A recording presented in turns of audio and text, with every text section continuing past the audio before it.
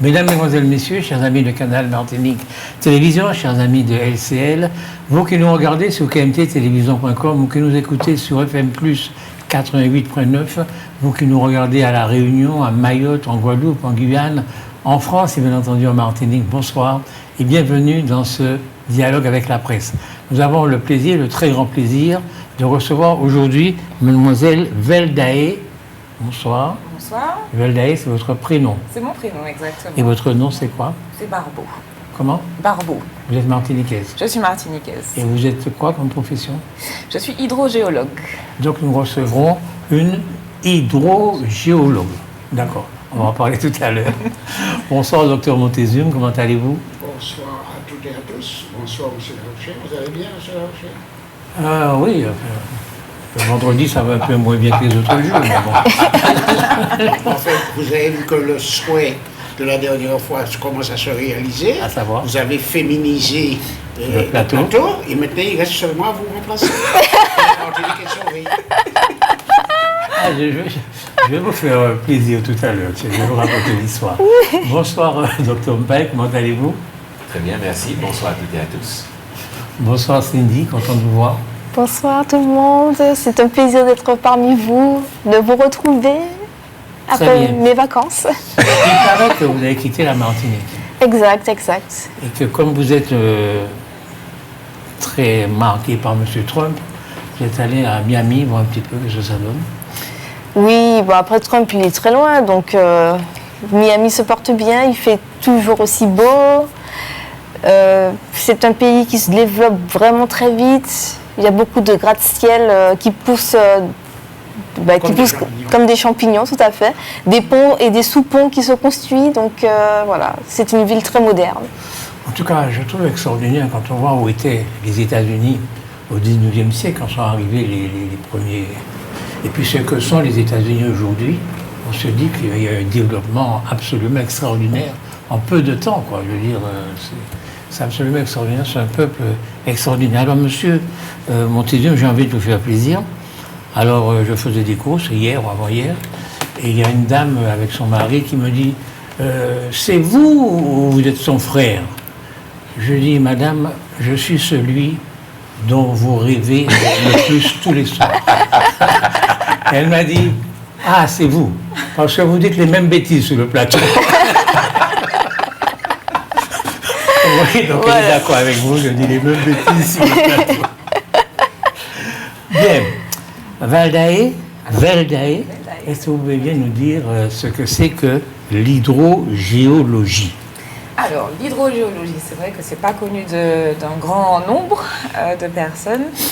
Déjà, dans le terme hydrogéologie, on a hydrologie et géologie. Donc, en fait, un hydrogéologue, ça va être le spécialiste des eaux souterraines.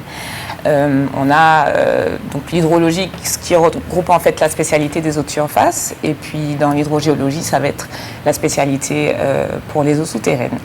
Donc voilà, ça va être le spécialiste qui va un peu étudier comment circule l'eau sous nos pieds, dans quelle quantité, avec quel débit, comment la protéger et puis aussi comment l'exploiter de façon durable.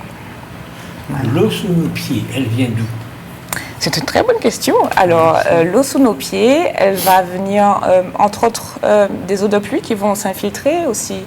De l'eau de mer dans des zones côtières qui vont aussi s'infiltrer dans le sol. Donc voilà, ce seront les sources principales. Oui.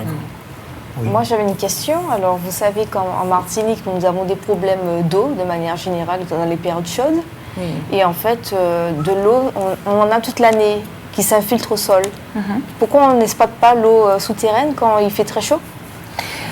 Il faut d'abord voir le contexte géologique. Est-ce qu'on a une géologie, un gisement poreux où on peut exploiter l'eau de façon durable? Parce que ce n'est pas forcément évident d'avoir de l'eau souterraine et puis d'en avoir en suffisante quantité pour la demande que c'est.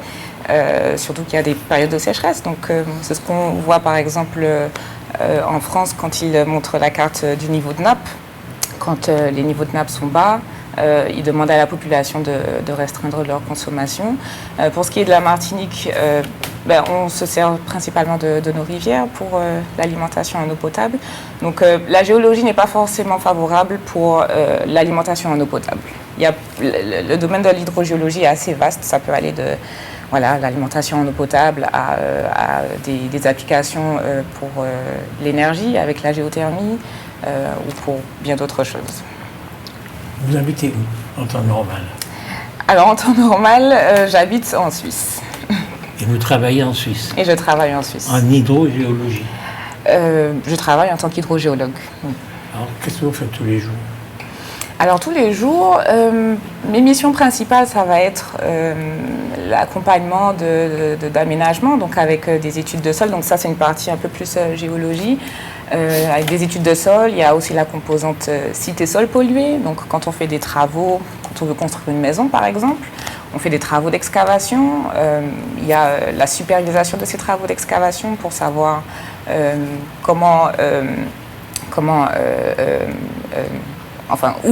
où affilier, où transporter les matériaux excavés, s'ils peuvent être aussi revalorisés, c'est une question aussi environnementale.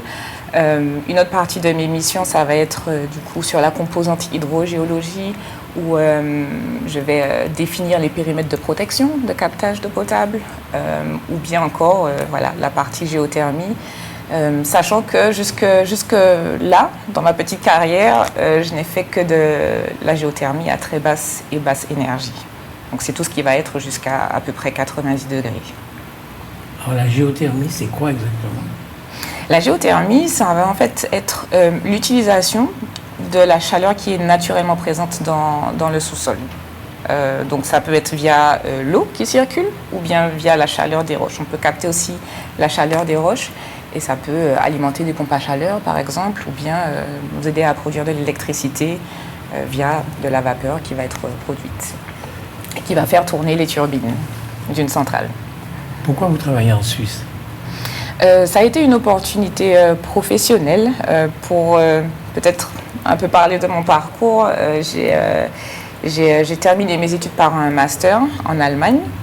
Donc j'ai commencé... Alors, excusez-moi, pourquoi vous êtes allé en Allemagne? Pourquoi j'ai été en Allemagne, du coup?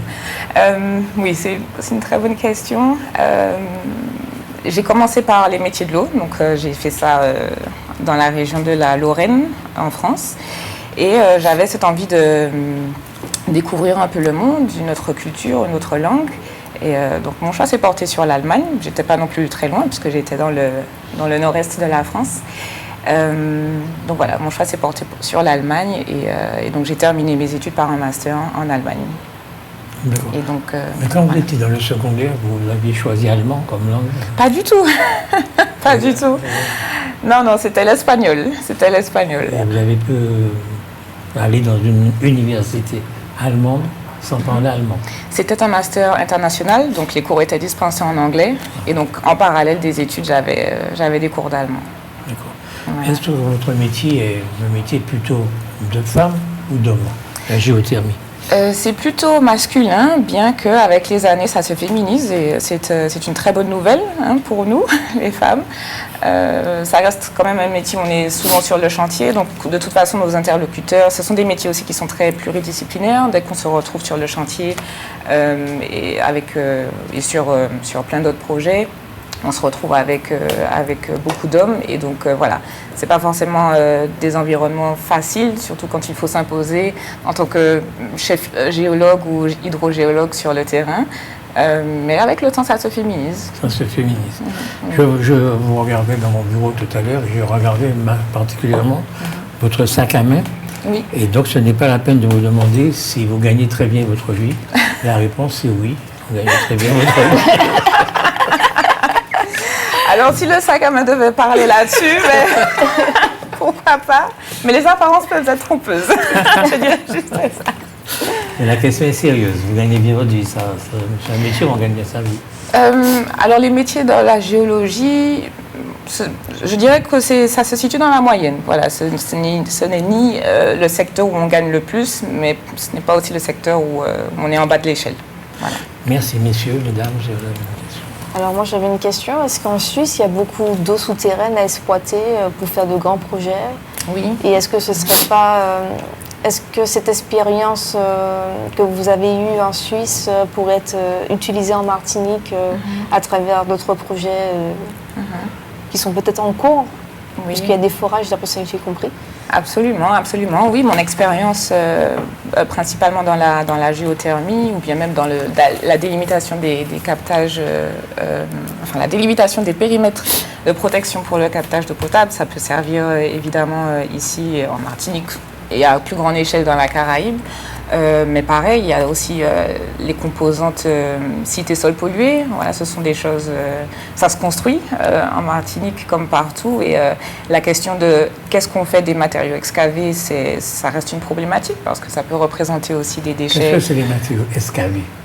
Je vais prendre un exemple. Vous voulez construire une maison avec un garage et donc vous devez creuser un peu plus profond que la surface du terrain actuel. Donc on va dire que vous avez une profondeur d'excavation de 2 mètres par rapport au niveau naturel du sol. Donc il va falloir retirer cette terre jusqu'à 2 mètres et en faire quelque chose puisque vous allez construire sur ce même périmètre. Donc c'est ce qu'on appelle les matériaux excavés. Si vous êtes en plus sur un site qui a été contaminé, on va dire qu'il y avait une station essence par exemple sur cette parcelle-là, eh bien il va falloir faire des analyses pour savoir dans quelle filière on va déplacer ces matériaux, est-ce qu'ils sont revalorisables. Encore une fois, c'est la question environnementale parce que sinon voilà, ce sont des matériaux qui vont, tout comme nos déchets, qui vont s'accumuler, dont on ne peut rien faire. Et donc voilà, ça représente un coût environnemental, un coût financier aussi. Voilà. Moi j'avais une question avant que mon estimé confrère et non mon ami, n'est-ce pas? Et néanmoins ami puisse prendre la parole. Moi je voudrais surtout passer un message parce que c'est surtout ça qui est important.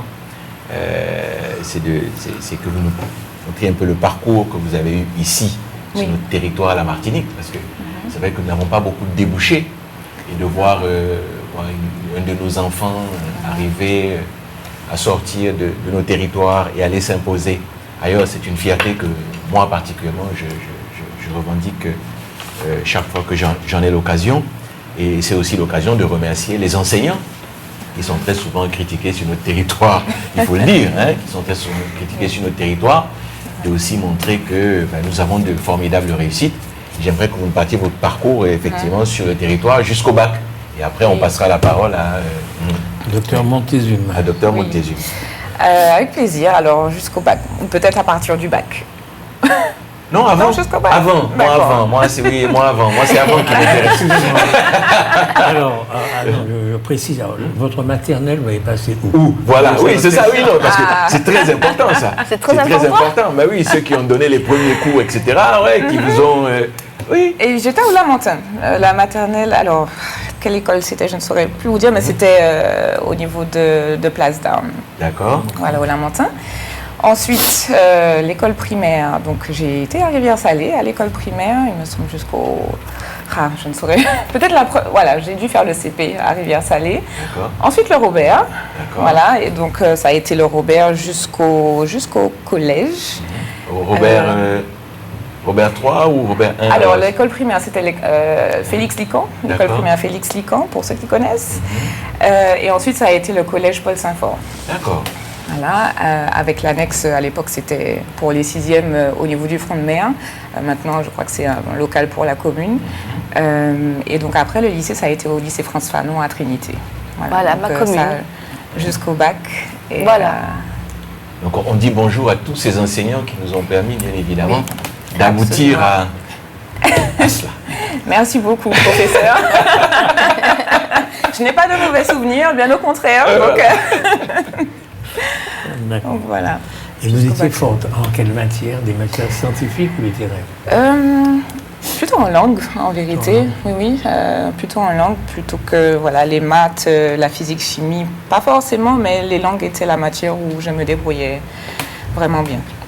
Et vous souhaitez revenir au pays? Absolument, oui. Les essais ont déjà été faits et continuent d'être faits. Ça a été surtout l'année dernière où j'ai pas mal postulé, contacté les acteurs du domaine. Ça n'a pas encore abouti positivement, mais je poursuis, voilà. Très bien. Docteur Montesi, vous voulez dire à cette jeune femme? Il y a plusieurs choses. Elle m'intéresse à 3 titres. Oui. Alors, le premier titre, vous avez dit les périmètres de protection, de captage d'eau potable. Oui. Alors, nous avons à la Martinique, et particulièrement à Odyssey, deux problèmes importants sur 2 captages. Un captage sur la rivière du Clos, Didier, et un captage sur la rivière du Mosée, Absalon. Oui. Et alors le problème, c'est quoi? Le problème, c'est que ce sont des lieux éminemment touristiques. Il y a des gens qui viennent de l'Europe, d'Allemagne, et ils viennent visiter, c'est sur TikTok. Pourquoi? Parce qu'il y a une cascade de 32 mètres de haut. Donc les gens viennent là et ils passent sur le captage, donc en plein dans ce qu'on appelle le périmètre de protection rapproché. D'accord? Alors on cherche des solutions. Alors l'autre aussi, c'est sur le pont d'Absalon. Vous avez une cascade, là aussi, très emblématique, et vous avez beaucoup de touristes qui vont sur la cascade se baigner, et la prise d'eau est à quelques mètres. Donc ils sont sur la prise d'eau. Alors j'ai écrit au président à l'époque, c'était mon ami Daniel Chaumet, je lui ai écrit pour lui dire que mon association de pêcheurs en rivière, nous sommes prêts à lui faire un projet qui pourrait contenter tout le monde. Oui. Alors peut-être que vous pourriez, je vais donc vous consulter après pour voir ce qu'on pourrait faire ensemble pour contenter les touristes d'un côté et protéger l'eau de l'autre. Alors ça c'est la première chose. La deuxième chose qui me paraît importante, c'est que cette semaine même, nous sommes en train de faire un forage à Absalon sur une source thermale bien connue des Martiniquais. Et on a bataillé pendant des années et des années. On avait fait un premier forage qui a été cassé par le cyclone Dine. On est obligé de faire un deuxième forage. Et là, les travaux sont en cours. Et pour retrouver l'eau et faire du thermalisme. Mais ce qu'il faut savoir, c'est que la Martinique est dotée de sources thermales, comme je ne vais pas parler des sources thermales, des sources chaudes du Prêcheur, c'est sur la montagne Pelée. C'est une chose extrêmement intéressante. Pourquoi? Parce que vous avez une eau volcanique qui est tout près de l'eau de mer. Et on peut se servir des deux, un en thalassothérapie, un en crénothérapie, ou faire les deux, mélange des deux, qui pourrait faire de la crénothalassothérapie. Donc nous sommes potentiellement très riches, mais ce sont des choses qui dorment, que personne n'a le courage d'aller réveiller. Alors si vous étiez ici, on pourrait bien compter sur vous pour nous faire avancer dans ce domaine. Je parle du thermalisme à la Martinique. Oui. La troisième chose qui m'intéresse un peu chez vous, c'est ce qu'on appelle la géothermie. Oui. Alors effectivement, votre métier, il y a au BRGM, le Bureau de recherche géologique et minière, il y a effectivement ce qu'on appelle hydrogéologue. Oui. Il y a d'autres métiers, il y a d'autres métiers comme géothermie des fluides, par exemple. J'ai vu qu'il y avait aussi géochimie des sols. Donc, il y a un paquet de métiers sur ça. Alors, géothermie. Alors, la Martinique est dépendante en énergie.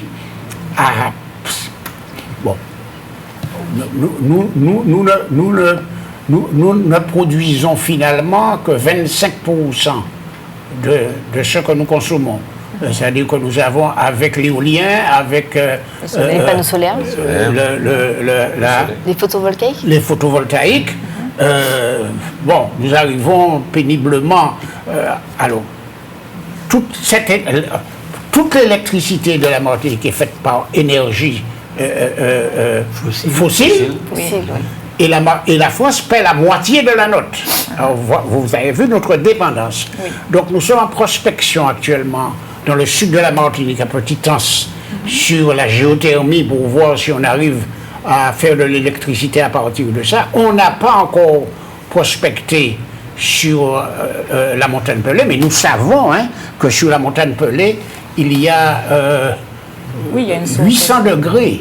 Oui, à 5 km à peu près. À 5 km, 800 degrés, largement de quoi faire de la géothermie. Oui. Alors, vous savez également que la Dominique en fait. La Dominique a 7 volcans. Je disais ici que c'était 5, c'est pas 5, c'est 7. 7 volcans. Bon, donc ils ont commencé déjà. Très bien. Et puis la dernière chose dont je voulais vous parler, c'est quand même la géothermie dans la petite Caraïbe. Oui. Puisque toutes les petites îles de la Caraïbe sont volcaniques, de Saba jusqu'à Grenade. Oui. Les grandes îles comme Porto Rico, la République dominicaine, etc., Cuba, ne sont pas des îles volcaniques à proprement parler, il n'y a pas de grands volcans, donc c'est un peu plus difficile. Mais vous voyez, je pense, et vous allez me dire ce que vous en pensez, je pense que la Caraïbe pourrait devenir productrice d'énergie, au même titre que le Venezuela est producteur de pétrole, comme Trinidad et Tobago produisent également du pétrole et du gaz. Et bien, la petite Caraïbe qui n'a que des volcans pourrait aussi être tout à fait compétitive. Alors la question que je vous pose, c'est est-ce que vous pourriez nous porter dans le futur votre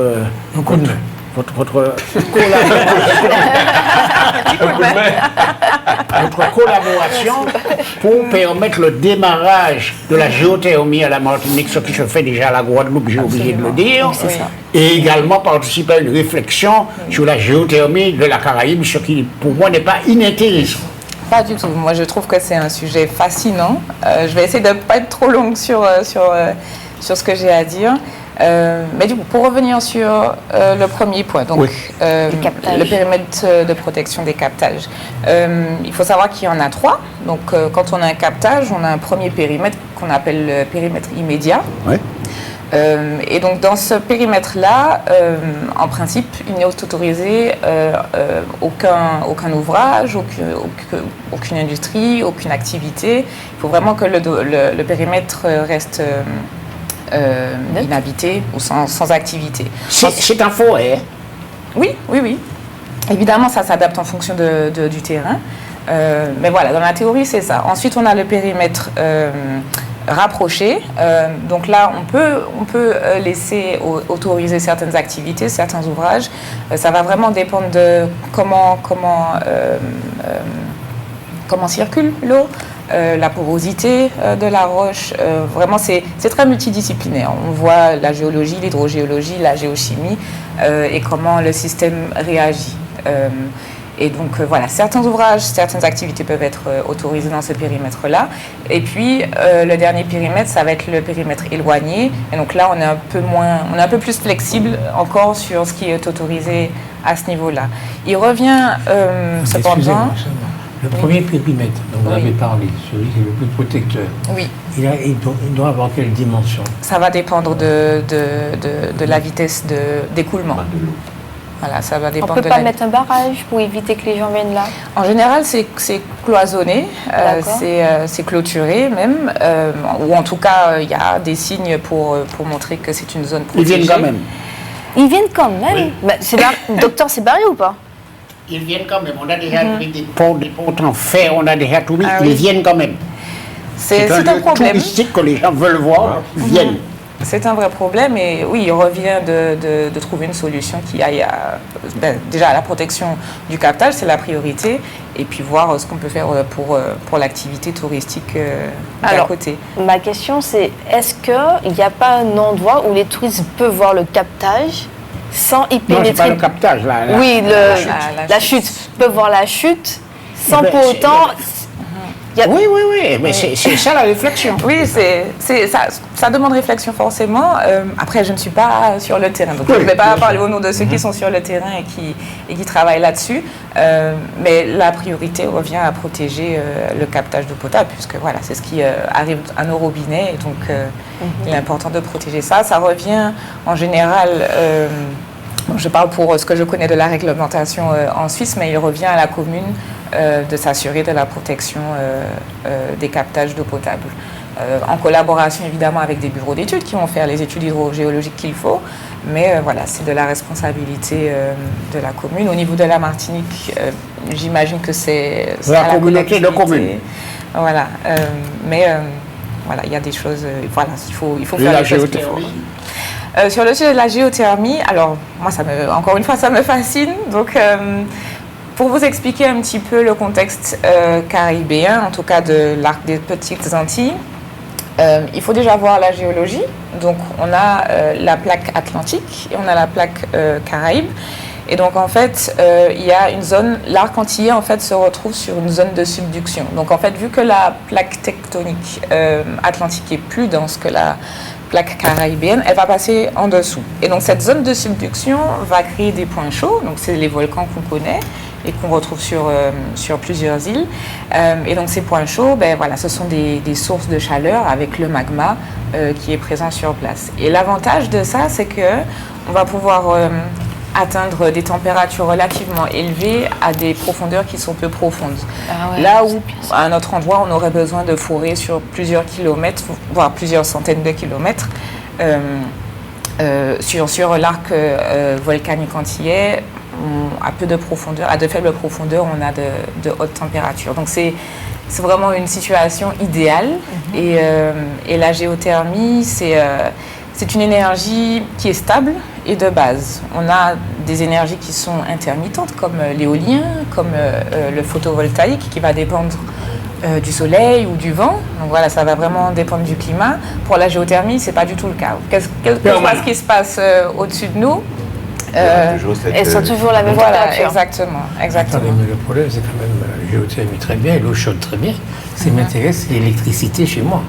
Alors, est-ce que le passage de la géothermie à l'électricité, est-ce que c'est cher et comment on fait? Oui, alors bonne question. De là à dire que oui, on a de la géothermie en Martinique ou dans les Antilles de façon plus générale et de se dire oui, on va créer une centrale électrique, il se passe beaucoup d'étapes. Alors certes, c'est une énergie qui est très intéressante, mais c'est aussi très risqué en tout cas d'investiguer. On va d'abord faire des études de reconnaissance avec des campagnes de forage. C'est ce qui va se faire la semaine prochaine du côté d'Absalon, c'est ce que vous disiez. Et donc, avant même de faire un forage, on va faire énormément d'études parce qu'un forage, c'est plusieurs millions d'euros d'investissement, donc c'est très cher. Et le risque géologique est relativement élevé. Donc, avant même d'arriver à un forage, on va essayer de réduire les incertitudes et les risques au maximum. Donc, avec des études multidisciplinaires, Donc, la géologie, on va regarder si on a une roche fracturée parce que c'est pour avoir un système géothermique, on a besoin d'une source de chaleur, donc le magma pour chez nous. On a besoin d'une géologie propice, donc une roche fracturée, ou en tout cas poreuse, où l'eau va pouvoir circuler, où la chaleur va pouvoir circuler. On a besoin d'eau, forcément, comme conducteur thermique. Et puis, on a aussi besoin d'une couche imperméable. Ça va être, par exemple, vous faites votre dombré haricot rouge dans votre cocotte minute. Et cette couche imperméable, ça va être le couvercle de votre cocotte minute. Il faut que la chaleur soit contenue et que ce ne soit pas dissipé. Donc, on a besoin de ces 4 éléments-là.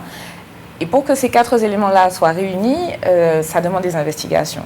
Et donc, avant même de faire un forage, on va essayer d'analyser si toutes ces conditions-là sont réunies. Mais au final, seul le forage va nous dire concrètement si un système géothermique est viable ou non, si le volume est en accord avec le besoin, si le débit aussi est en accord avec le besoin, si ça va être rentable sur la durée et exploitable du coup sur la durée. Il y a aussi la question forcément du financement, de l'acceptation locale. En tout cas, il y a beaucoup d'arguments en faveur de la géothermie. Ça émet très peu de gaz à effet de serre. Et puis voilà, c'est stable sur la durée, c'est 24 heures sur 24. Mais voilà, ça demande beaucoup d'investissement et le risque est gros au départ. Alors, pour conclure, vous savez que dans la plaine du Lamentin, au niveau même de... Ça va me revenir. Il y a un forage qui est déjà fait, mais qui donne à peu près 120 degrés. Donc pas suffisant pour faire de l'électricité, mais suffisant pour faire du froid.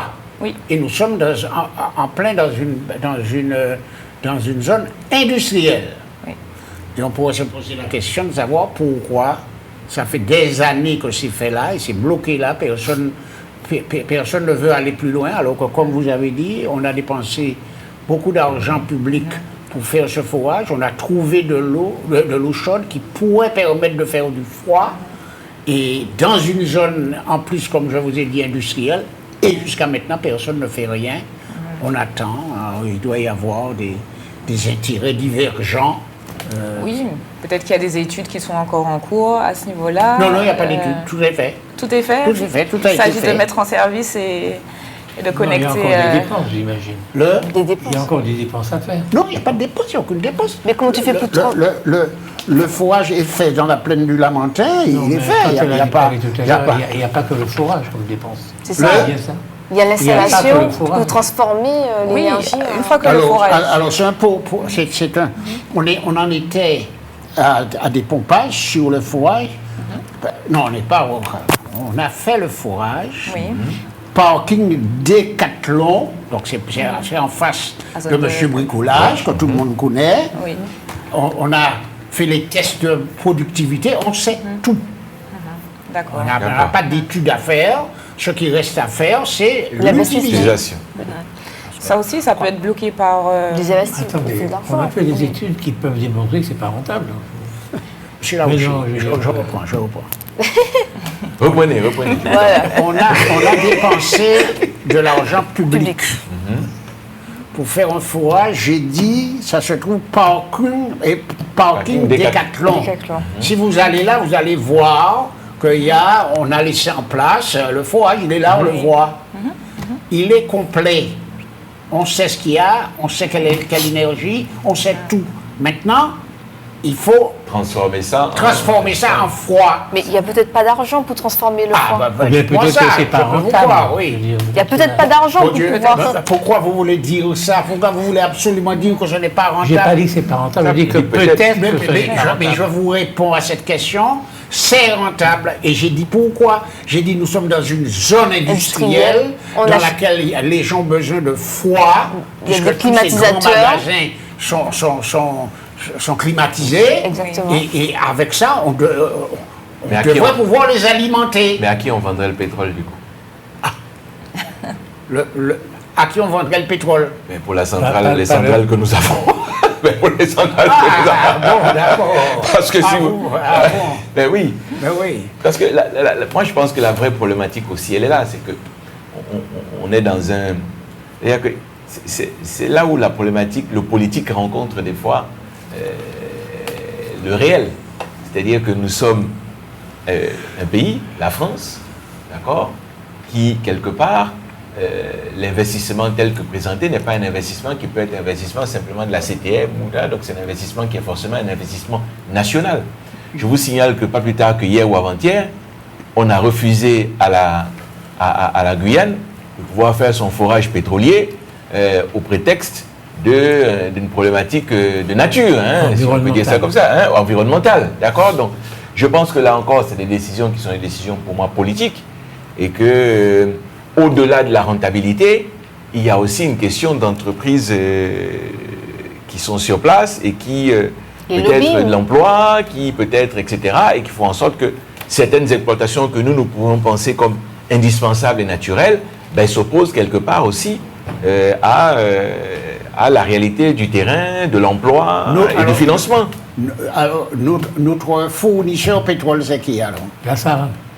Non, c'est pas la Sahara, c'est Total. C'est Total. Oui. Alors, donc, nous sommes en concurrence avec Total. Oui, c'est-à-dire que ces projets-là, à la limite que Total s'investisse et disent qu'ils veuillent favoriser la géothermie sur le territoire des Petites Caraïbes et être le financeur d'une telle activité, peut-être que oui.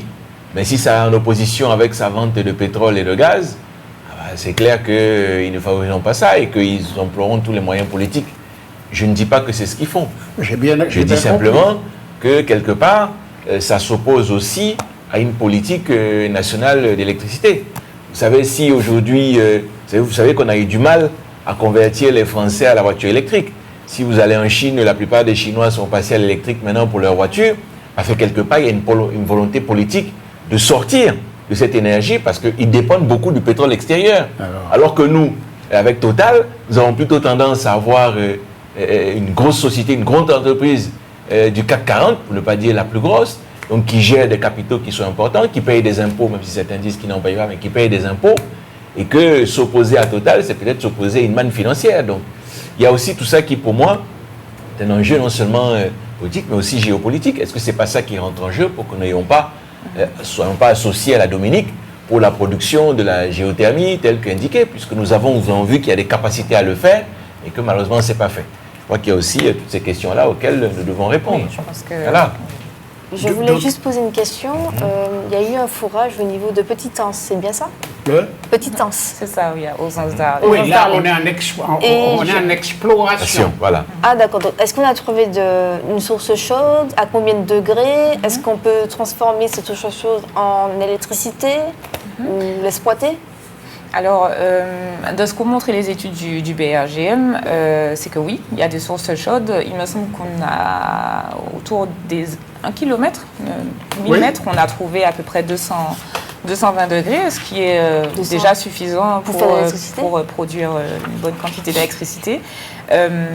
Mais voilà, il faut encore plus d'études pour voir si c'est un réservoir géothermique viable. Alors moi, ce qui m'intéresse là, c'est la notion de degré, parce que tout à l'heure, on n'a pas... Oui. Je crois que personne n'a tiqué sur la notion de degré. Oui, c'est vrai que... Parce que je vous ai entendu dire, à un moment donné, je t'ai entendu dire... Dans l'émission, on se vous voit. Non. Non, je ne peux pas vous voyer ma fille. Alors du coup, ça... c'est votre fille? Ah oui, c'est ma fille. C'est vrai? Donc, on est à du 90 degrés. Non, c'est ma fille. Mais vous êtes curieux, hein? Oui, il me dit que c'est sa fille. Non, mais il l'a vu grandir. Non, parce qu'elle disait qu'elle travaillait à du 90 degrés. Je l'ai entendu parler du 800 degrés pour certaines sources.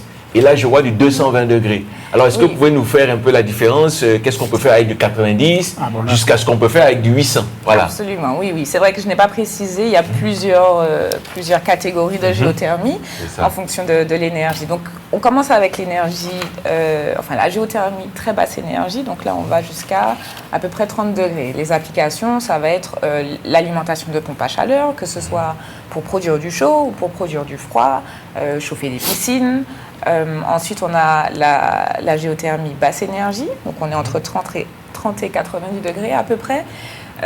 Ça va être déjà pour des applications pour l'industrie, voilà, les chambres froides, les serres. Ensuite, on passe à la géothermie moyenne, si je ne me trompe pas. On est en dessous de 150, donc entre 90 et 150 degrés. C'est déjà suffisant pour une production d'électricité, évidemment pas à grande échelle. Et puis on a la géothermie haute énergie, donc au-delà de 150 degrés. Et donc là, voilà, c'est exclusivement de la production d'électricité. D'accord. Et là, à Petite-Anse, vous avez de 190 à 210 degrés. Bon, on peut faire l'électricité. Absolument. Oui. D'ailleurs, partout, à la Dominique aussi, à la Dominique, c'est 237 degrés. Et sur la montagne Pelée, on a donc, sur la montagne Pelée, on a donc essayé également, parce que le BRGM l'avait également exploré. Montagne Pelée, une source de chaleur à 800 degrés. Voilà, à 5 km. Vers 5 km. 800 degrés. C'est une grosse énergie alors. C'est vraiment énorme. Qui c'est que ça intéresse à la Martinique? Je ne sais pas. Mais si, ça... Non, ça intéresse, on en parle. On en discute, c'est aussi pour ça que nous sommes dans l'émission et qu'on fait venir notre jeunesse. Ce que ce monsieur dit, monsieur Mpaye dit que peut-être certains producteurs d'énergie n'ont pas intérêt à ce que se développe cette énergie propre. C'est ça. Donc c'est un vrai problème. Il faut faire des choix politiques. Oui, qui est décisionnaire au final? On peut se poser la question. Mais non, c'est une ressource d'énergie très très intéressante et plus on va profond, plus c'est chaud. Évidemment, ça change localement. Je crois sur la surface du globe, on est avec un gradient thermique d'environ 3 degrés par kilomètre. Mais sur notre arc volcanique, on est avec un gradient, par exemple, à Bouillante, il me semble qu'on est à 30 degrés par kilomètre. C'est-à-dire que par degré, on gagne 30 kilomètres. Le gradient n'est pas le même. Non. En moyenne, pour tout le globe, c'est 3 degrés par kilomètre, mais localement, ça va changer, et d'autant plus sur une zone volcanique. En tout cas, la mer thermale est très intéressante. Mais puisque nous parlons d'énergie, quand vous avez fabriqué votre énergie à partir de la géothermie, si vous voulez avoir de l'hydrogène, il s'agit à partir de l'énergie que vous venez d'avoir par la géothermie, de transformer l'eau, et nous avons de l'eau en abondance, c'est H2O, et vous les scindez, vous avez l'hydrogène. Et avec cet hydrogène, vous faites marcher les voitures. Tout à fait. Nous sommes bien d'accord. Bien d'accord. Dans la théorie, c'est comme ça. Cette transformation-là, est-ce qu'elle ne coûte pas très cher? Justement, dans la théorie, tout est toujours très simple. Après, la pratique, ça demande des ressources qui sont très chères, des investissements aussi, des infrastructures pour scinder tout ça.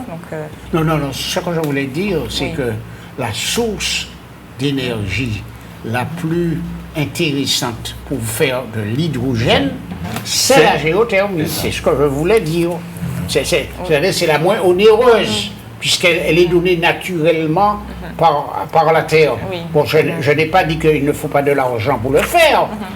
Il faut d'abord avoir la volonté politique de le faire. L'argent, écoutez, de l'argent, demandez au docteur, on en trouve partout. On demande au docteur. L'argent, c'est vraiment pas à trouver sur la terre. Bon, je vais demander au docteur quand j'aurai besoin d'argent, il n'y a pas de souci. On va demander au docteur. Il va falloir sauter certains week-ends. On va commencer à demander de l'argent au docteur Mpaye par parler du code noir. Mademoiselle Cindy voulait parler du code noir. Alors tout à fait, c'est vrai que c'est un sujet qui est beaucoup revenu dans notre actualité. Et en fait, j'ai pu voir que le code noir avait été abrogé et que nos hommes politiques ont été très émus de cette nouvelle. Et il y a eu beaucoup de réflexions qui ont été faites autour. Et ma question, en tant que jeune martiniquaise, est-ce que le code noir qui a été abrogé va apporter au dom-tom? C'est-à-dire, est-ce que nous allons vers une réparation possible? C'est-à-dire qu'on va pouvoir réparer ensuite les peuples qui ont été esclavagisés, qui ont perdu leur humanité, qui ont été traités comme des biens meubles? Est-ce que... je voulais savoir, est-ce que ça va changer quelque chose dans nos quotidiens? Est-ce qu'on va vers des projets de réparation? C'est la question que je me pose en fait. Et puis vous nous la posez en même temps. Voilà, c'est ça, je vous pose la question en même temps, donc pour qu'on puisse réfléchir tous ensemble. Alors avoir une voix neuve, qu'est-ce que vous en pensez? Effectivement, il se pose la question de et après. Voilà, qu'est-ce que ça solutionne, qu'est-ce que ça répare? Là, oui, je pense qu'il faudrait en savoir plus sur le pourquoi pourquoi ils ont abrogé le code noir. Est-ce que ça vient après beaucoup de pression? De qui? En fait, la question, c'est déjà pourquoi c'est resté aussi longtemps, alors que l'abolition de l'esclavage a déjà été effectuée. Pourquoi c'est resté dans les lois françaises? Jusqu'en 2026. Jusqu'en 2026, c'est ça. Déjà, la question, c'est pourquoi c'est resté aussi longtemps dans nos lois françaises. Le docteur Mpaye, qui a des réponses à tout, va vous répondre. Non, je n'ai pas de réponse à tout, moi. Je pense que c'est une notion en fait, pour moi, je pense que c'est l'ère du temps. Il y a des revendications qui ne seraient pas passées en 1800, il y a des revendications qui ne seraient pas passées en 1900, et les revendications ne seraient pas passées en 2000. Ça passe aujourd'hui parce que nous avons un problème d'identité dans notre pays, simplement, de revendications de plus en plus fortes de peuples qui ont été soit colonisés d'ailleurs, soit esclavagisés, peu importe. Et je pense que ça fait partie, effectivement, des choses que les gens soulèvent, qu'un petit groupe soulève, qui finit par intéresser une majorité d'individus et qui sont portés par des élus représentatifs et qui sont surtout à l'image de ce qu'ils représentent. Parce que j'ai vu les députés qui ont porté cette abrogation à l'Assemblée, c'était de jeunes députés, C'est ça, tout à fait. très jeunes, donc je pense que ça fait aussi partie de la jeunesse de ces zones-là qui demandent aujourd'hui simplement à être plus visibles. Et pour être plus visible, il faut commencer par dépoussiérer un peu ce qui avait été mis sous le tapis. Maintenant, la question de savoir est-ce que ça apporte quelque chose? Non, pas foncièrement, puisque ça a été voté et puis c'est oublié. Hein. Vous savez comment ça se passe ici, les informations, dans le nouveau monde que nous vivons, une information remplace une autre. Mais je pense surtout que ça a permis, de reconnaître ce qui s'est passé, dans un premier temps, et deuxième temps, mais de permettre à ceux qui le revendiquent de pouvoir poser des actions qui sont des actions de réparation de leur quotidien, et qui demandent à la République non seulement de les reconnaître, mais aussi de reconnaître la situation dans laquelle ils sont, et où ils auraient dû être, et pour lequel ils ne sont pas, pour moi.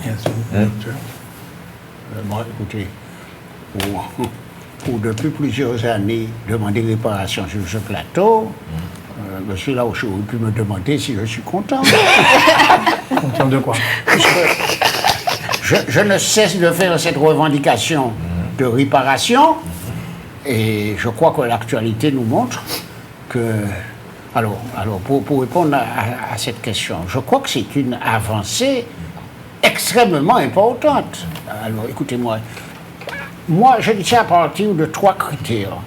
Le premier critère, que nous sommes le seul peuple, je parle des nègres, à avoir eu un préjudice qui n'a jamais été réparé. Alors que tous les préjudices en droit français sont réparés, et que tous les peuples, j'en ai cité sur ce plateau 7 peuples, qui ont, je parle d'abord d'Israël, qui ont été...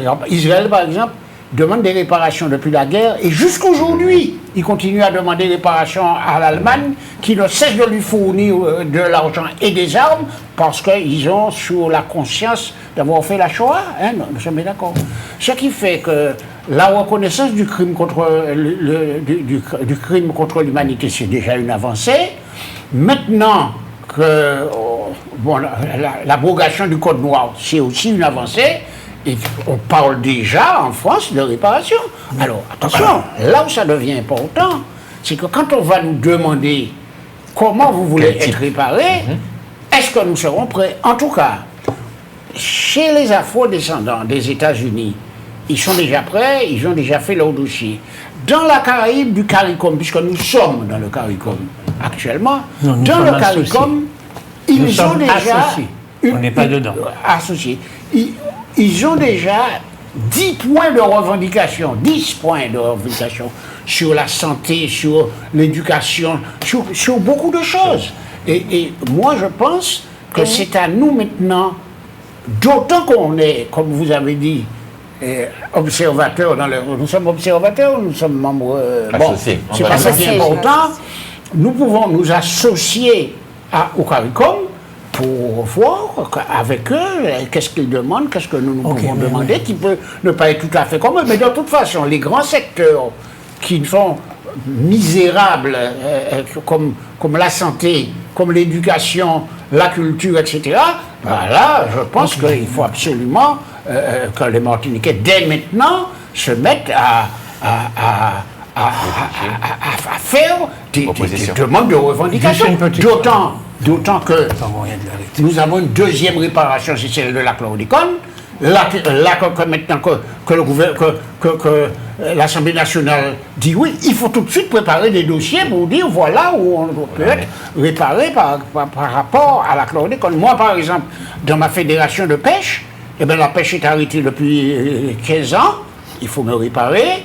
Et la faune est contaminée, il faut la décontaminer, donc il faut me réparer, etc. J'ai déjà un dossier. C'est intéressant tout ce que dit M. Montesieux.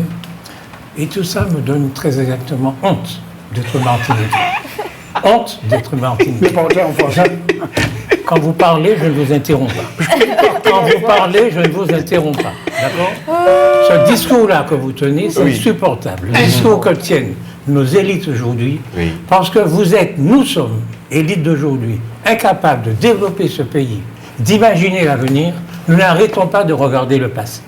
Parce que nous sommes incapables de regarder le présent et de préparer l'avenir. J'en ai rien à foutre du Code noir. Le Code noir, lorsqu'il a été mis en place, était absolument légal. Il y avait un roi qui s'appelait Louis XIV, il faisait le droit. Il a dit à son Premier ministre Colbert de faire un code. On a fait un code qui était d'ailleurs un code qui était plutôt en faveur des esclaves plutôt que le contraire. En faveur? C'était en faveur des esclaves plutôt que le contraire. Une avancée significative. Ça ne veut pas dire que c'était une bonne chose, l'esclavage et tout ça, mais le Code noir interdisait en tout cas aux maîtres d'avoir droit de vie et de mort sur leurs esclaves, comme c'était le cas auparavant. Bref, je ne vais pas discuter du Code noir.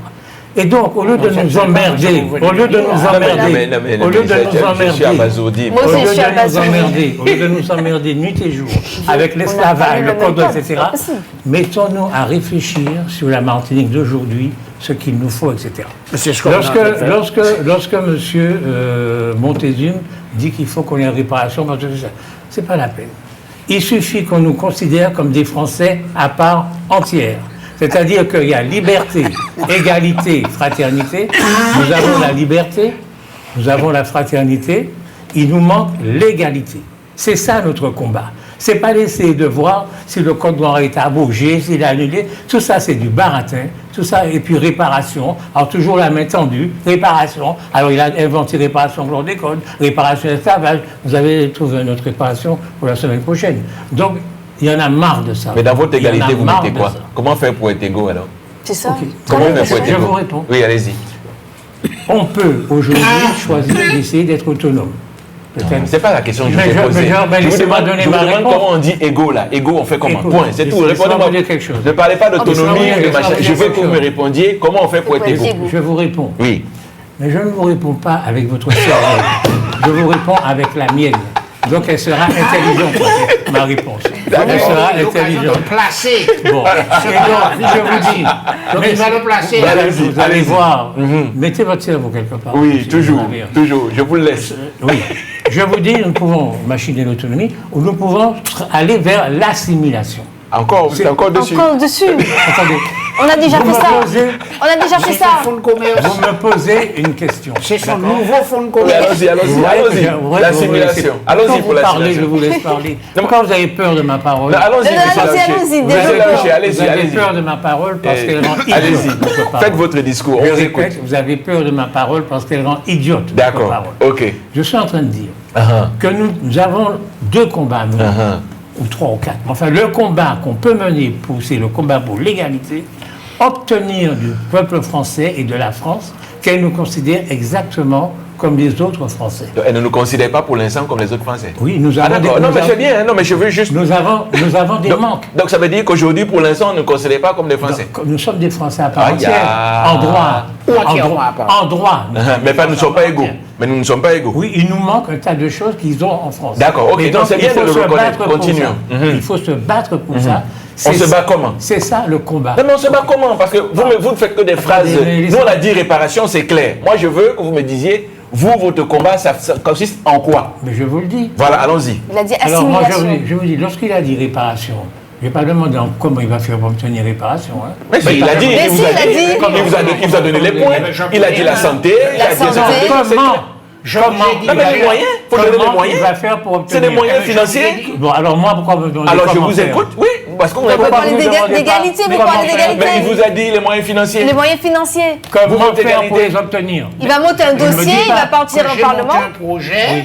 Voilà. Vous votez un projet sur la faute des alors, et vous allez chiffrer. Voilà. Je demande la réparation. Moi, je vous dis que les Martiniquais pourraient aujourd'hui se battre pour l'assimilation totale. C'est-à-dire faire... Oui. Mais allez-y. Ça peut être des grèves, ça peut être toute espèce de choses. Il y a des combats à mener, mais de la même façon, taisez-vous, qu'aux États-Unis. Mais vous dites assimilation, mais vous ne voyez toujours pas dire en quoi ça consiste.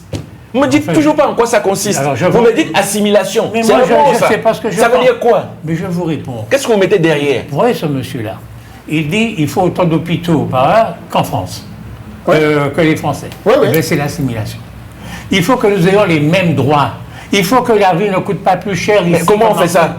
Donc ça c'est une question. Comment? Donc il faut se battre. Donc, en fait, vous dites la même chose alors. C'est exactement ça. Parce que je commence à me demander, je me suis mal demandé, qu'est-ce que vous êtes en train de dire? Vous dites exactement, je dis, vous avez des lacunes, il y a des choses que vous n'avez pas octroyées en tant que Français. Lui, il dit, on a besoin de réparation pour se mettre à niveau. C'est la même chose. C'est ce que vous êtes en train de dire. Pourquoi nous considère comme des Français, mettez-nous à niveau. C'est tout ce qu'on dit. Pourquoi est-ce que vous me parlez d'autre chose? C'est pas de ça dont on parle. Docteur. Il parle d'assimilation. Vous parlez d'assimilation. Donc mais c'est juste le mot qui vous intéresse. Docteur, je vous dis oui. Que, et vous ne comprenez pas. Oui, j'ai du mal. On est qu'à d'avoir compris. Nous avons plusieurs voies à nous battre aujourd'hui, dont la voie de l'assimilation, dont la voie de l'autonomie, indépendance et assimilation. Donc, quand on se bat pour l'assimilation, eh bien tous les problèmes qu'il parle là seront réglés sans qu'on ait à parler de réparation. Parce que c'est le droit, c'est le code. C'est le mot qu'il n'aime pas. Il n'aime pas la réparation. C'est juste le mot. C'est pas une question de mots. Vous ne voyez pas que le combat pour être français, quand on est français... Vous m'avez dit que vous êtes français. Quel combat encore vous voulez mener? On est déjà français. La loi française, on a les mêmes devoirs et les mêmes droits. C'est ce que je suis en train de dire. Donc il faut se battre pour que nous puissions... Qu'est-ce qu'on va encore? Pour que ça rentre dans la réalité. Mais c'est déjà... Donc je n'ai pas encore rien. Non mais c'est là où j'ai... On ne comprend pas. Moi je ne comprends pas votre discours. Non, mais vous nous dites, il faut qu'on s'assimile. On vous dit pourquoi? Vous dites parce que nous ne sommes pas égaux. On vous dit, comment on fait pour les égaux? Vous dites, il faut aller faire les grèves. Je veux faire des grèves. Mais quand je demande à ce qu'on répare mon hôpital, quand je demande à ce qu'on répare la pauvreté que j'ai chez moi, qui est de plus de 33%, quand je regarde le nombre de personnes qui sont TDAH sur mon territoire, quand je regarde les difficultés que j'ai les enfants pour l'enfance, quand je regarde les difficultés que j'ai à l'école, je dis réparez-moi, c'est de ça dont il s'agit. Vous me dites assimilez-moi. Moi je vous dis réparez-moi, mais c'est la même chose. Comment je fais pour être assimilé si ce n'est pas avec les moyens? Vous me dites il ne faut pas que je dise que je donne le moyen, on tend la main. On répare comment si ce n'est pas en demandant qu'on me donne les moyens pour réparer? Comment vous voulez réparer quelque chose sans moyen? Ok. Et donc, juste en criant je suis assimilé? Non, ça veut dire ce que je pense. Il faut réfléchir un peu. Il faut réfléchir un peu. D'accord, ok. Réfléchissons. Mais ça me fait de la peine. Non, mais rien qu'à me voir, je sens qu'on voit la peine sur mon visage. Vous avez vu, par exemple, monsieur, enfin, je suis tellement écœuré. Je suis écœuré. Je veux dire, vous ne voyez pas, quand il a parlé, il y a 15-16 pays qui sont déjà pour la réparation. Vous ne voyez pas que la réparation est un autre problème que le fait de dire je suis français, donnez-moi ce que vous donnez à tous les Français. Ça n'a rien à voir avec la réparation. Bon, vous n'êtes pas français. Non. Bon, très bien. N'empêche que vous avez passé votre vie à profiter de ce que la France vous donnait. Ok? Et aujourd'hui encore. Ça, c'est pas français. C'est un début de réparation. Non, ça n'a rien à voir avec la réparation. Ça a à voir au combat d'Aimé Césaire et de machin. 1946, nous sommes devenus français. Il faut aujourd'hui que nous soyons des Français à part entière. Que la vie ne soit pas 50% plus chère ici, que prendre l'avion ce ne sera pas machin. Il faut que les Martiniquais se battent pour que, étant une région française, eh bien, nous ayons les mêmes avantages que toutes les régions françaises. Attendez, est-ce que vous savez, puisque vous l'avez vécu comme moi-même, dans les années, fin des années 70, je parle de 70 jusqu'à 90, vous vous souvenez du combat? La Martinique était dirigée par des assimilationnistes. Les 3/4 des maires étaient des maires de droite assimilationnistes. Il y avait à la Martinique il restait quelques communes communistes, peut-être une ou deux, Bonne, Rouge, etc. à l'époque. Ensuite, il y avait Fort-de-France qui était le bastion qui résistait. Et puis, vous savez très bien qu'à partir des années 1980, avec la venue des socialistes au pouvoir, petit à petit, la droite assimilationniste s'est réduite en peau de chagrin, alors que vous avez vu que tous les autres maires sont devenus de gauche. Pourquoi? C'était le combat de l'assimilation contre l'autonomie ou l'indépendance. Marie-Jeanne était une indépendantiste, vous avez une série de mairies qui étaient autonomistes, et puis il est resté quelques, et aujourd'hui, je crois qu'il y en a 2 mairies qui sont... Qu'est-ce que vous voulez démontrer là? Bon, on va pas rentrer dans ça. On va pas rentrer dans ça. Ce que je veux vous dire, c'est que ce combat dont vous parlez, on l'a déjà fait. Eh bien, il faut le continuer. Ah, très c'est bien. tout. Jean-Michel, est-ce que tu veux mettre l'image pour moi, s'il te plaît? Il faut continuer ça. Oui, il faut continuer ça. Donc, il faut revenir. Oui, il faut revenir À quel combat? Parce que là, je vous ai Il faut plus compris. revenir Non, à mais ce il faut combat. assimiler. Parce que je lisais, je vais vous montrer ce que je lisais sur Aimé Césaire. Aimé Césaire s'est battu comme ça pendant une quinzaine d'années. Et c'est lorsqu'il s'est rendu compte qu'il ne gagnait pas, bon, il est devenu autonomiste parce qu'il ne gagnait pas ce Il combat-là. gagnait pas quoi? Le combat de l'assimilation. Ah, ouais. Il ne le gagnait pas. Donc il a dit, ben, on va dire autonomiste. Mais je vous dis qu'aujourd'hui, les Martiniquais n'ont qu'une chose à faire, c'est de reprendre le combat d'Aimé Césaire. Vous savez, il y a quelque chose qui m'épate. Hein. Non, C'est que mais- pour être autonomiste, il faut combattre. Pour être assimilationniste aussi, il faut combattre. Donnez-moi l'image, Jean-Michel. Est-ce que Donc, quand on doit être indépendantiste dans ce pays, il faut Jean-Michel, combattre. quelle image? Quand il faut être autonomiste, on combat. Et quand il faut Écoutez être ça, assimilationniste, écoutez ça. Allez-y. Merci.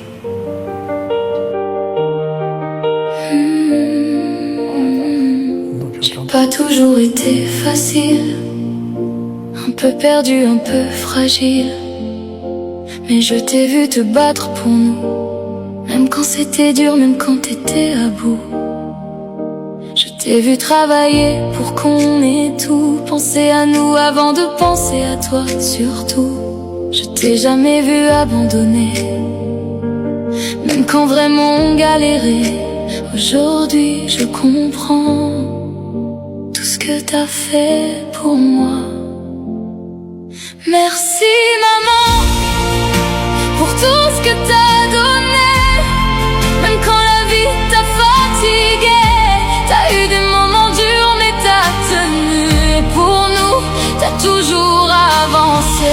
Merci maman pour tout ton amour qui m'a porté chaque jour. Tu m'as appris à ne rien lâcher. Tout ce que je suis, c'est grâce à toi, je le sais.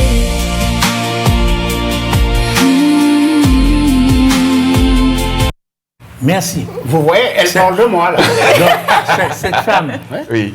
rend hommage à ses parents. Ah ben Oui. voilà. D'accord? Oui. Moi, je suis en train de vous dire, vous Martiniquais, nous avons des parents qui ont fait ce qu'a dit cette femme-là, qui se sont sacrifiés pendant des années pour faire de nous ce que nous sommes aujourd'hui. Nous ne leur avons jamais rendu hommage.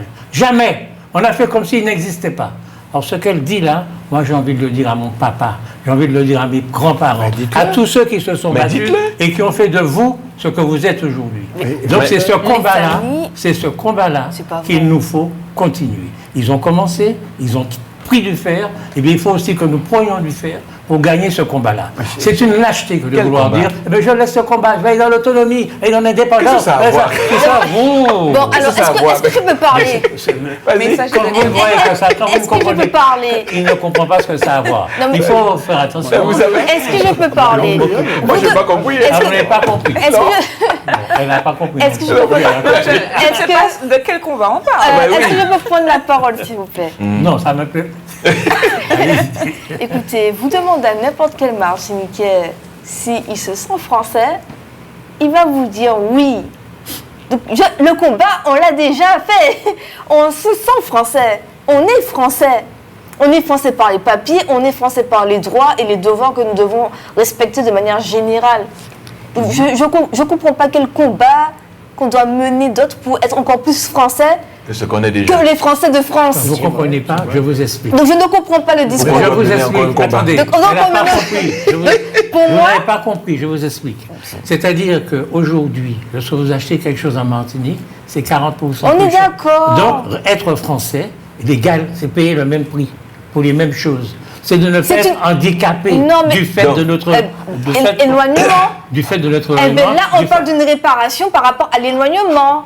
Il y a Ça, on une- voulait parler de réparation. Mais si on parle de réparation, parce que on est une île insulaire, la métropole est en haut, les régions de Il n'y a France. pas de métropole. Bon, l'hexagone est plus haut, donc forcément, comme on s'approvisionne de l'hexagone en Martinique, eh ben, Lui, il dit par hexagone, il dit mère patrie. Oui, je ne dis pas bien parti, mais je vais vous dire quelque chose. eh ben, Ça n'a rien d'extraordinaire que l'État puisse compenser la différence. on est d'accord. Mais si on est d'accord. Mais c'est Et une- vous appelez mais ça comment? c'est une réparation Et vous appelez à ça comment? l'éloignement. À Vous, l'éloignement. mais Ce que je vous appelez vous pas- demande simplement que nous soyons des Français comme les autres. mais J'ai monsieur- pas besoin du mot réparation. Monsieur Laouché. Il n'y a rien à réparer. Mais monsieur Laouché. Il n'y a rien à Mais réparer. monsieur Laouché, moi ce que je ne comprends pas, votre Oui, discours oui. est vraiment tellement ambigu, je comprends Moi, pas. oui, on est Je ne d'accord. comprends pas votre Non, discours. mais ça m'étonne pas, Voilà vous des comprenez gens, pas, vous voilà, comprenez c'est rien. comme si vous disiez, votre fils est né, vous dites, tu es mon fils. Et puis, dans son éducation, vous distinguez ce fils-là d'un autre. Et vous voulez que tous les jours que celui-là se lève, il dise, c'est mon père et je l'aime, alors qu'il voit très bien que vous faites une différence entre lui et lui. Et vous voulez qu'il vous reconnaisse comme Dieu le Père dans sa maison. Il ne peut pas, puisque j'ai vous compris. ne lui donnez pas les mêmes Je droits. comprends pas. Et vous ne voulez pas qu'il se batte pour avoir les mêmes droits que l'autre. Vous dites, lui dit, reconnais-moi comme tel. Et toi, tu lui dis, non, je ne te reconnais pas comme tel. Il faut encore qu'il se batte. Je comprends pas ça. Non, mais ce que je suis en train de dire, vous avez 2 enfants. Oui, mais Il y a un je à suis qui- lequel de ces enfants? Non, mais vous êtes celui à qui on ne reconnaît rien. On a donné un peu, Oui. sauf l'égalité, par rapport à celui-là. Qui a tout. Et vous voulez que ce soit celui-là qui se batte pour qu'on le reconnaisse comme tel? Oui. Alors que c'est Faut qu'il moi ait en la tant même que parent, égalité que l'autre. alors que c'est moi en tant que parent qui dois reconnaître mes enfants. Attends, mais je peux me battre contre mes parents. Non, mais je peux attendez. obtenir de mes parents qu'ils me Vous- reconnaissent vous- comme l'autre. mais vous vous rendez compte de, ça, Oui, de oui, ce que je c'est. me rends Donc ça veut dire que non seulement je suis le plus en difficulté, Oui. mais c'est moi qui dois encore tous les matins Me battre. aller demander papa aime-moi, papa Oui, c'est- aime-moi c'est tous les bon, jours. c'est- Et ça, vous aimez ça? Non, Ça, je- vous estimez que c'est ça qui est normal? Mon combat. Non, est-ce c'est- que vous estimez que c'est ça qui est normal cette dans la réalité? caricature dans laquelle vous voulez m'enfermer. Ah bon, c'est une caricature? Je ne me laisse pas enfermer. Je suis en train de vous dire. C'est la réalité. Qu'est-ce qui se passe? Aujourd'hui, les Martiniquais doivent choisir le combat d'obtenir de la France qu'elle les considère comme des Français à Vous part vous rendez entière. compte? Puisqu'ils ne veulent Mais pas. moi, Mais j'ai ils ne une veulent question. pas le faire. C'est Moi, un j'ai une combat. question. Mais C'est un personne ne combat peut le faire. à mener. Elle a Moi, une j'ai une question. question. Elle a une combat à question. mener. J'ai une question. Un combat à mener. Qu'est-ce que l'histoire nous a montré jusqu'à maintenant? Est-ce que L'histoire. par nos combats, on a obtenu quelque chose de la France? Est-ce que la France est venue vers nous? Ok. Qu'est-ce que Je- l'histoire nous a montré jusqu'à aujourd'hui? Mais je peux vous répondre. Oui, oui. La chose est la suivante. C'est que la génération de cet homme-là, comme ma génération, nous n'avons pas mené le combat. Toute cette génération-là n'a pas mené le combat. Nous nous sommes fait avoir par l'Afrique et par les Africains. Voilà, voilà, il ça- fallait, je dis il ça fallait pour bien que ça l'embêter tombe un sur peu. moi. Je dis ça pour l'embêter un peu. Quand nous avons fini nos études, Moi. nous avons fini nos études. Au lieu de continuer le combat qui avait commencé en 1848 et qui s'était machine en 1946, nous n'avons pu continuer ce combat. Quel combat? Et ça. Le combat de l'assimilation. Ah non, en 48, après Attendez. l'assimilation, là. Écoutez, je veux parler. 1848, il y a pas je parle de 1946. 1946. Ah, 46. Vous êtes tellement pressé. Non, de parce que vous avez de commencé en regarder le- 1848. Alors du coup, il Il y a eu- était- attends, Il s'est il y a eu- insurgé. Il s'est insurgé. Voilà. Attendez. Ça a un peu. Ça a commencé en 1848 et ça a abouti en 1946. La Oui. départementalisation. Oui. Au lieu que notre génération, et j'en porte une forte responsabilité, j'avais un journal indépendantiste, etc. Nous n'avons pas mené le bon combat. Nous, comme on était avec des Africains, tout ça, anticolonialisme, machin, on est parti dans le combat contre la colonisation. Alors qu'il fallait partir dans le combat pour devenir des Français à part entière. Nous nous sommes trompés de combat. Lui, il a trop de lâcheté pour le reconnaître. Moi, j'ai le courage de le reconnaître. Nous sommes trompés de combat. Je vous réponds. Alors ma question est la suivante. Les États-Unis, les Afro-Américains ont fait ce combat dont vous parlez, d'être des Américains à part entière. Aujourd'hui, ils ont le même discours que les Outre-mer, réparation en bouche. Ça prouve que l'histoire montre que la finalité, c'est la Vous réparation. savez ce que c'est que la ségrégation? Bien sûr, je sais Bon, c'est alors, quoi. nous n'avons pas la même histoire que les Noirs américains. Arrêtez, nous n'avons pas du tout la même histoire. Il n'y a pas des évidences, tout le monde sait ça. Oui, mais ils ont elle prend l'exemple ils des ont été États-Unis. esclavagisés. Mais ça n'a Ils pas ont de- été esclavagisés. Mais je vous dis que ça n'a. Les États-Unis n'ont pas les On sait ça, Néo-Américains. monsieur Laouché. Eh bien, pourquoi il prend l'exemple? Ils ont été Mais alors, laissez-la parler, ils ont là. été Parlez. esclavagisés. Ils ont connu les mêmes sorts que nous. Ils ont plusieurs casques. Ils ont connu la ségrégation, ce Oui, qui n'a pas après, été notre cas. après, Mais laissons après. tomber. Mais c'est la conformément- racine est la Mais même. C'est fondamental. Il va partir sur la ségrégation. C'est fondamental. Tout de suite. Alors vous ignorez ce qui a été fait avant la ségrégation. Non, Quoi? non, il faut Je comprendre n'ignore que pour pas. M. Laouché, Je vous dis que lorsque nous Vous êtes un avons, peuple à part. lorsque le lendemain, nous avons été libérés, nous avons pu aller à l'école. Les Américains n'ont pas pu. Il y avait la ségrégation raciale. Oui. Ce sont deux histoires différentes. Il ne faut pas les comparer. vous êtes le peuple élu. Excusez-moi. Nous ne sommes pas suffisamment le peuple élu. En tout cas, je vous dis, Martiniquais, ne vous trompez pas de combat. N'ayez pas peur de mener ce combat-là, d'essayer. La France est un grand pays, dans un monde développé. C'est à ce monde-là qu'il faut nous accrocher, plus qu'à un autre monde. Bon, de tous les cas, un peuple qui a connu l'esclavage, un peuple qui a connu la ségrégation et qui a fait ce travail d'être des Américains à part entière, comme tous les autres Américains, aujourd'hui, ils tendent vers la réparation. Voilà ce que moi je retiens. Voilà. Est-ce que je peux vous poser une question, docteur? Oui, bien sûr. Il saura pas répondre. Est-ce qu'on peut être... Est-ce qu'on peut, dans le temps, comme une maladie contagieuse, dans sa vie, dans le déroulé de sa vie, est-ce qu'on peut attraper ce qu'on appelle le syndrome de Stockholm? Est-ce qu'on peut attraper ça comme ça? C'est-à-dire, est-ce qu'on peut être d'un côté autonomiste et après... Indépendantiste. Oui, indépendantiste et après dans l'assimilation totale. Oui, c'est ça. C'est pas ça. Enfermé dans une bulle avec son oppresseur. Il a fini par devenir oppresseur lui-même. A trouvé que l'oppression était une bonne chose. Et qu'il fallait peut-être... Voilà, c'est tout. Hein, c'est aussi simple que ça. Mais je le comprends. Hein, vous savez, ça fait longtemps que je le pratique. J'ai fini par me dire que de toute façon, il y a des combats qui sont perdus d'avance. Hein, voilà. Moi, j'aimerais dire... Monsieur, attendez, elle aimerait dire quelque chose. Oui, j'aimerais dire... C'est joli, hein, j'aimerais dire. J'aimerais dire quelque chose. Moi, avant de me considérer comme quoi que ce soit, je me vois comme martiniquaise et je me vois comme caribéenne. Très bien. Et quand je vois mes frères et mes sœurs au nord, au sud, la Dominique, la Sainte-Lucie, on partage le même créole en plus. Je me dis, pourquoi pas échanger plus? On est proches, on est voisins l'un de l'autre. On va au nord de la Martinique, on voit la Dominique, on va au sud de la Martinique. Moi, je suis tellement content de ce discours-là. Je suis extrêmement content. Oui, parce que c'est un discours stupide. Voilà. Oui, il va le démontrer. Voilà. Oui. Parce que vous pouvez très bien habiter là, avoir des voisins à côté avec qui vous ne vous entendez pas du tout. Oui, c'est possible. Bon, oui. et donc c'est pas parce qu'ils sont près de nous qu'on est obligé de s'entendre avec eux. Elle n'a pas dit qu'il était obligé. Elle a dit qu'elle ressentait.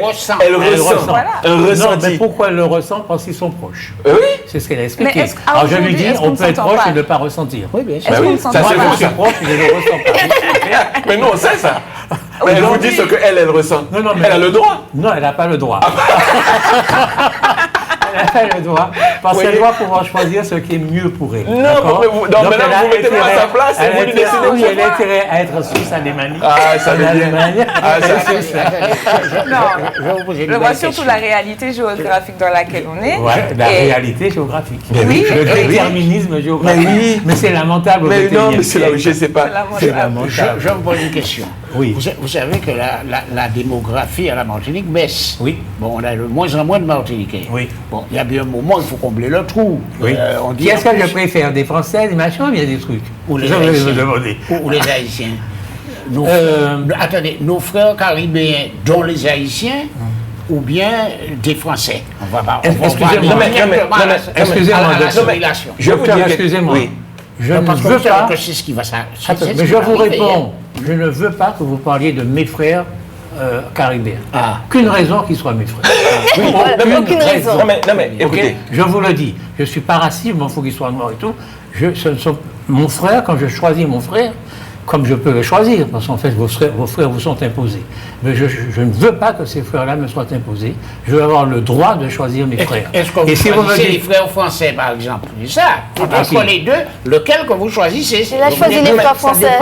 Ça dépend des frères. Vous savez? Mais ce n'est pas parce que français. Vous avez d'un côté les frères français, blancs, si vous préférez que je mette les points sur les i, et vous avez de l'autre côté les Caribéens noirs. Voilà. Alors je vous demande, nous sommes en perte de démographie. Il faudra de toute façon combler le trou. Lequel que vous choisissez? Les deux. Mais vous savez, qui m'apporte quelque chose. Vous savez, même si le blanc m'apporte plus, je choisis le blanc parce que je ne suis pas raciste. Vous savez, c'est... Mon Dieu, bon. C'est... Là, dans ce que je viens d'entendre, là, la discussion que nous avons, c'est exactement une discussion que j'ai écoutée sur les chaînes nationales tout à l'heure. Vous savez qu'en Suisse, hier ou aujourd'hui, non, là, ce week-end, la Suisse alémanique, la Suisse, non, la Suisse, la vraie Suisse. Ils ont décidé de limiter le nombre d'habitants à 10 millions. 10 millions. C'est le vote de ce week-end. 10 millions. Il n'y aura pas plus de 10 millions de Suisses. Point. C'est le vote qui va leur être présenté. Sachant que, sur l'immigration qu'il y a en Suisse, il y a 70% de gens qui viennent de pays européens. Et sur le plateau, vous savez quelle a été la question?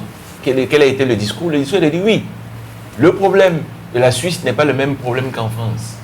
Le problème en France, c'est que l'immigration est subsaharienne. Vous voyez? Donc en réalité, cette question que nous nous posons, que vous posez là, elle ne se pose pas que chez nous. En réalité, c'est que quel que soit l'endroit où on se trouve, on a toujours des identifications. Mon problème à moi, c'est que si on n'élève pas l'esprit des gens, et je parle là d'esprit, comme dit M. Laouché, il n'est pas raciste. Mais en réalité, si on commence à voir les êtres humains à travers leur couleur de peau, on ne s'en sortira pas. C'est sa question. Hein. Oui, non, j'ai répondu à sa question. Non, mais j'ai bien répondu. Malheureusement, aujourd'hui, on a un repli sur soi, mais mondial. Hein. Ce n'est pas seulement un repli sur soi de pays. Moi, je vois dans mon pays, le Cameroun, aujourd'hui, il y a un repli sur soi communautaire extraordinaire entre les différents peuples du pays. Je vois ça arriver. Je vois les problématiques qui arrivent parce qu'il y a des problématiques économiques qui se posent, parce qu'il y a des problématiques économiques essentiellement qui se posent. L'être humain a tendance à penser que quand il a ces problèmes-là, il faut qu'il se replie essentiellement sur sa communauté. Je persiste et je dis que c'est une erreur parce que malheureusement, le monde est globalisé. Nous avons des enfants partout. Et que si nous commençons à réfléchir comme ça, les premiers en sont. Oui, moi, sauf que, j'ai bien entendu ce que vous dites, hein, sauf que, dans l'actualité, Trump veut acheter une partie de l'Albanie pour faire des hôtels de grand luxe sur les plages de l'Albanie. Le peuple est en train de se lever en disant non, on ne va pas laisser les Américains venir faire ça. Moi, ce que je retiens de l'histoire, c'est l'histoire qui m'intéresse, puisque le futur, il faut regarder aussi l'histoire pour comprendre ce qui va se passer. C'est que les peuples européens, je cesse de le dire sur ce plateau, celui que M. Laouché croit être celui qui va émanciper le monde. Les peuples européens, ceux qui viennent des Yamana, des grandes plaines de l'Ukraine, ils ont toujours été des prédateurs conquérants. Je suis navré. C'est l'histoire qui le montre comme ça. Ce n'est pas moi. C'est d'abord en Europe entre eux, ensuite le massacre des Amérindiens, ensuite la colonisation de l'Afrique. Tout le monde sait ça, c'est l'histoire. Donc je me méfie. Je suis comme Césaire, je suis méfiant de ces gens-là. Donc quand je leur parle, je prends des pincettes. Alors que M. Laouché leur fait confiance. Il dit, si j'ai un trou chez moi, je vais le combler avec eux. Mais comme l'histoire me montre que je n'ai pas envie d'amener des prédateurs chez moi. Il a dit. C'est bien dit. Il a dit qu'il va choisir celui qui lui apporte le plus. Oui, c'est pas la même chose. C'est pas la même chose. Donc pour une fois, je prends sa défense. Bien. De quoi Comment? La retraite. Alors, vous pensez déjà à votre retraite, samedi, comme vous n'aimez pas beaucoup travailler. Ah bah, vous savez déjà. Hein. Donc, vous pensez déjà à votre retraite, alors que vous n'avez pas 30 ans. Bon, oui, je réfléchis fortement, et puis malheureusement, le docteur Npa m'a annoncé une mauvaise nouvelle. À ce qui paraît, ils ont décidé, ils projettent de prolonger jusqu'à 67 ans la retraite. Donc, sauf si Mélenchon passe, hein. C'est ça, exactement. C'est de ça qu'on parle. 67 ans et combien de mois? Si Mélenchon passe, c'est 67 ans et 6 mois. 67 ans et 6 mois. Nous sommes d'accord. Si Mélenchon passe, c'est 60 ans. C'est 60 ans. Mais s'il ne passe pas, c'est 67 ans. Donc, comme je lui disais, je serais déjà morte et enterrée dans mon cercueil. Ah bon? Oui, parce qu'avec tout ce qu'on mange, les pesticides et tout... Non, vous allez vivre bien. Non, vous allez vivre. Vous allez vivre parce que tu as besoin de cotiser pour moi. Donc, ma chère, je ferai un truc. S'il faut que tu ailles au boulot en perfusion. Bon Dieu, perfusion. On va te perfuser. Exactement. Donc, non, c'est un sujet La super... cotisation avant tout. Ouais, la cotisation avant tout, ça c'est clair. C'est un sujet super important, c'est-à-dire qu'on a un système de cotisation pour les retraites qui est défaillant en réalité. Si on fait que rallonger le temps, ça veut dire qu'il n'y a pas suffisamment de personnes qui cotisent pour les retraités, ça veut dire qu'il n'y a pas assez de personnes qui travaillent en réalité, ça veut dire qu'il y a beaucoup de personnes qui sont à la retraite et qu'il faut trouver des moyens de les financer. Donc en réalité, nous avons un problème avec notre système actuel, c'est-à-dire qu'il est défaillant, il faut trouver un autre système en réalité. Oui. Comment faire pour financer les retraités qui sont de plus en plus nombreux? C'est ça la réalité. Oui, mais c'est pas ce que vous devriez faire si vous préparez votre retraite. Ah non, mais moi, je À la Martinique, si vous préparez votre retraite, faites comme moi, vous achetez 3 poules qui vont vous donner 3 œufs par jour. En 10 jours, ça vous fait 30 œufs. Hein, c'est quand même beaucoup. Oui, vous allez planter un fruit à pain, vous allez planter un manguier. Et puis vous allez vous contenter de ce que vous avez. Ah non, docteur, vous avez oublié. Attendez, il a oublié les maisons secondaires. Vous avez oublié les 5 maisons. Voilà, les maisons secondaires. Voilà. Alors en Martinique, effectivement. J'ai dit, vous allez vous contenter de ce que vous avez. Vous avez, c'est ça. Effectivement, Martinique, il y a beaucoup de cette génération qui ont investi. Et c'est comme ça qu'ils complémentent leur retraite avec l'immobilier. Mais aujourd'hui, ma jeunesse, on a du mal à accéder à la propriété. Ça, c'est vrai. Dernièrement, je suis allée à la banque et j'ai cru que j'allais vendre mon rein pour mon projet d'habitation. Et j'ai dit à la dame... Un seul rein, ça va. Si c'est les deux, ça va. Non. Ça pose problème. Si je disais ce que j'ai dit à la banquière, je pense qu'il y aurait eu un petit problème sur le plateau. Je ne peux pas le dire sur le plateau, ce que j'ai dit à ma banquière. Donc, je lui ai dit, si je vous écoute, je vais bientôt devoir me prostituer bientôt. Donc, c'est vraiment des traites à 1 000 € pour un projet de maison sur 25 ans. C'est énorme. Ouais, c'est vrai. C'est énorme. Et encore, elle vous fait 25 ans. Oui, et encore. Et encore. Mais je pense qu'il est de toute façon nécessaire qu'on trouve une solution pour... parce qu'on ne sait même pas si on aura finalement une retraite. Même. Et voilà, c'est ça. Les retraités d'aujourd'hui, ils ont on appelle ça prime de retraite, il me semble. Oui, ils ont quelque chose d'assez dérisoire. Donc, quand nous, on y sera, est-ce que même on aura quelque chose? Moi, je pense qu'il y a des solutions. Les solutions existent. Les solutions existent que les capitalistes de ces pays ne veulent pas mettre en place. En tout cas, ils le refusent. Il faut imposer... Les grandes fortunes. Non, tout ce qui est IA, tout ce qui est matériel.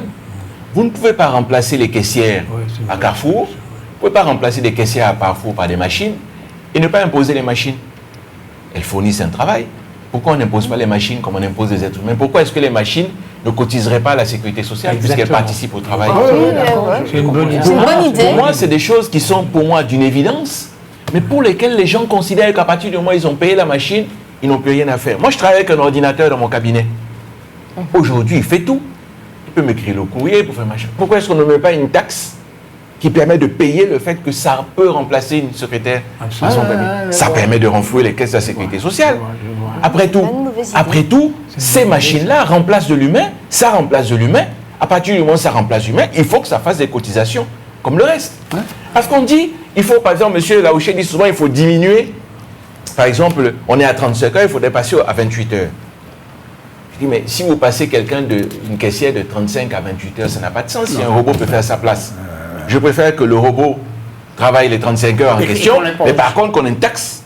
Le robot a une taxe qui correspond à payer la retraite de celle, ou de payer autre chose. Ça peut être la retraite, ça peut être la santé, etc. Mais je pense qu'il y a une nouvelle façon de penser la société qui fait en sorte qu'on ne peut pas continuer à appliquer les théories de 1970 aux théories à la vie de 2026. Ce n'est pas possible de dire simplement c'est sur les salaires qu'on va prélever pour pouvoir faire les cotisations et c'est tout. C'est-à-dire que même moi qui ai quelques sous investis en bourse, on ne prélève pas dessus tant que je n'y touche pas de sous.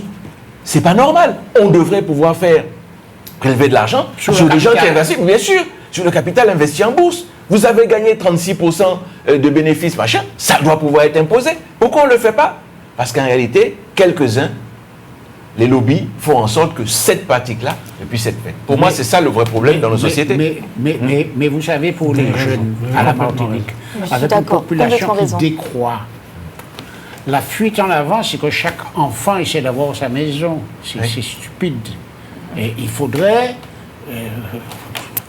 en plus, il y a de moins en moins d'enfants. Moi, on était 8 dans ma famille. Il y a quand même, à présent, c'est 1, 2.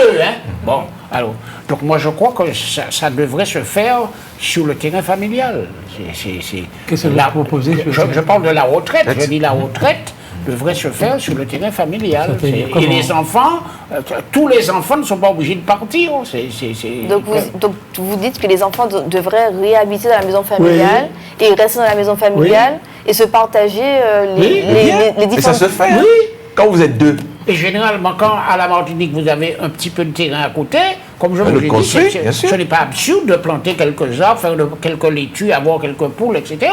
C'est pas... Il y a beaucoup de gens qui font ça. Mais la maison, quand les parents meurent, il y a 10 enfants. Oui, il a fait autre chose. Mais il n'y a plus 10 enfants maintenant. Il y a 3 enfants. Il y a 5 enfants. Bon, 3, c'est déjà beaucoup. Il y a 5. Qu'est-ce qui doit se passer alors? Il y en a au moins un qui reste dans la maison. Attendez, s'il y en a 3, il peut y avoir 2 dans la maison. C'est pas, puisqu'ils y étaient. Ils ont toujours été dans la maison. Non, mais il n'était pas marié, il n'avait pas d'enfant. Voilà, il n'était pas marié, il n'avait pas de vie de... Il part avec son mari, et son mari lui le case. Mais enfin, ce que je veux dire... Son mari c'est... On ne peut pas... Voilà. Allez, une poule. L'expansion ne peut pas voir. Voilà, ou 10. Qu'est-ce qu'on a dit? Son mari le case. C'est ça, comme une poule. Son mari la case. C'est bon. Comme une poule, quoi. Voilà, c'est ça, comme une poule. C'est son rôle. Bon, il faut que je trouve mon coq alors. Hé, coq, je suis là. Il faut le faire plus souvent, il va finir par répondre. C'est son rôle de lui donner le clos et le couvert. Je suis là. J'attends qu'on me case. C'est vrai? Non, mais je suis qui là, moi? Je cherche mon indépendance. Il me dit qu'il faut que je me case. Bon, ben voilà. C'est la solution. Quand on est casé, on n'est pas indépendant. Docteur Mpaye, dites au revoir si vous n'avez pas autre chose à dire. Merci à toutes et à tous. Je remercie Dame Balbo de nous avoir apporté de sa science et des perspectives pour les jeunes Martiniquais pour demain. Merci, Docteur Montézieux, d'avoir été. Eh bien, écoutez, moi aussi, je la remercie de s'instruire dans ce domaine-là, qui est un domaine extrêmement intéressant, pour la mise en valeur des pays de la Caraïbe. C'est vraiment très intéressant et je la pousse à aller encore plus loin. Voilà. Autrement dit, elle est déjà en Suisse. Vous la poussez à aller plus loin. Il veut la pousser encore. Jusqu'à Moscou.